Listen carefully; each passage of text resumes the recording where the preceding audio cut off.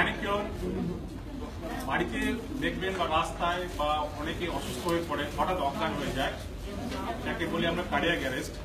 যদি cardiac arrest হয় hospital বা হসপিটালের বাইরে, সেই পেশেন্টকে কিভাবে একটা সিম্পল মাসাজ দিয়ে রিভাইভ করা যায় সেটা একটা ডেমনস্ট্রেশন হবে।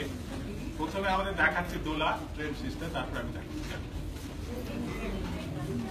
ধরুন একটা লোক অজ্ঞান হয়ে গেছে রাস্তায়, কোনো একজন ভিকটিম অজ্ঞান হয়ে গেল, প্রথমে রোডে হয়েছে, সেই রোডের থেকে আমি সেফ সাইডে নিয়ে আসবো তাকে, বিকজ রোডের মধ্যে অনেক গাড়ি থাকবে, সেই গাড়ি ওখানে তো হবে না, সেই জন্য আমরা একটা ফুটপাথে নিয়ে আসবো, নিয়ে এসে ওনাকে দেখবো, বাড়িতেও হতে পারে, রেসপন্স করবো, আর ওকে নো রেসপন্স। যখন দেখবো উনি কোনোভাবে এক্সপন্স করছে না, তার মানে আমাকে বুঝতে হবে তার হার্টটা স্টপ হয়ে গেছে। তখন তাকে দেখবো, অনেক সময় চেষ্টা করবো, আমরা তো দেখতে পারবো না তার ব্রিথ নিচ্ছে কিনা, তার পালসে আমরা যদি চেষ্টা করি দেখতে পারবো, যদি চেষ্টা না করি দরকার নেই, সেফ আমাকে এই দুটো হাত, যেই হাত আপনাদের স্ট্রং সেই হাতটা রাখবো।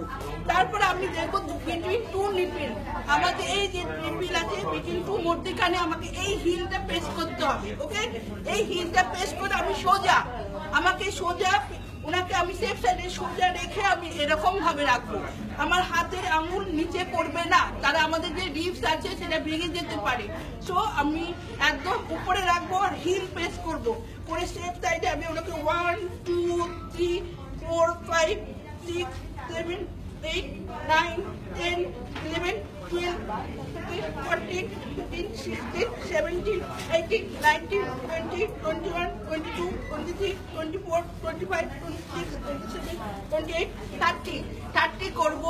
30 হওয়ার পর আমি যদি থাকি, একা থাকি, তাহলে আমি এরকম করে একটা হ্যান্ডকারচিপ মানে রুমাল নিয়ে মুখে ব্রিথ নেবো, আমি ব্লো করবো, করার পর ওনার চেস্ট মুভমেন্ট করবে। এইভাবে আমি যদি 5 বার করি ওনার হার্ট চলবে।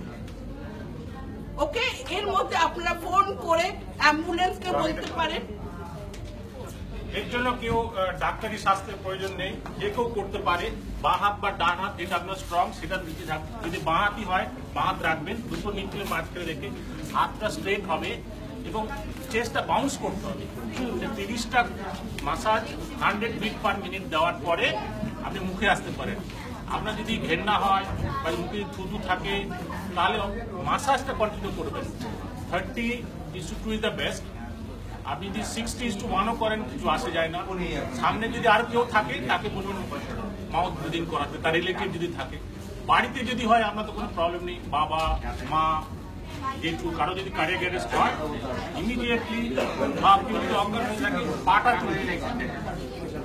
তুলে ধরবেন, পায়ের যে ব্লাডটা আছে ব্রেনে যাবে, ব্রেন ডেড হয়ে গেলে আর কিছু পাওয়া যাবে, সে ভেজিটেবল হয়ে যাবে। তারপরে আপনি দুটো ফটাফট ক্যারোটিড দেখলেন, কান দিয়ে শুনলেন, পেট উঠছে নামছে কিনা দেখলেন।